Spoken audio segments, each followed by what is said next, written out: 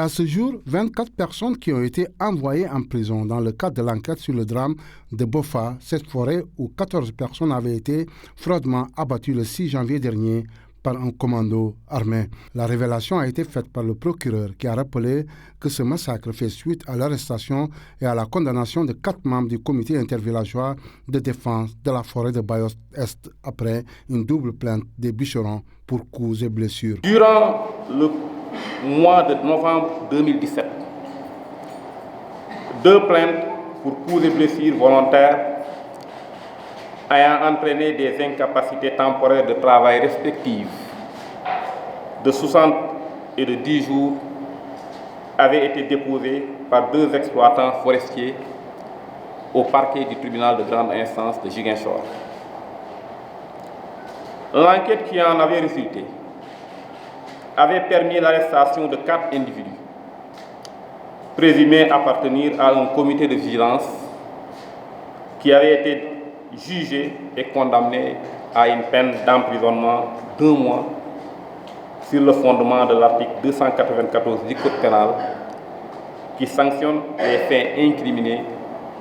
d'une peine allant d'1 an à 5 ans.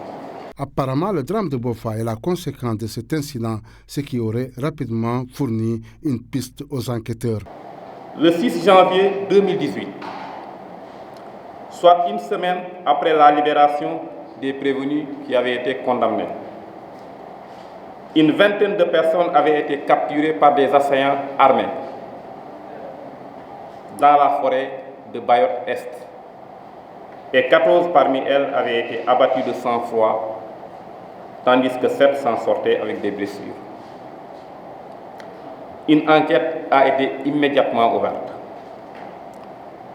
La prise en main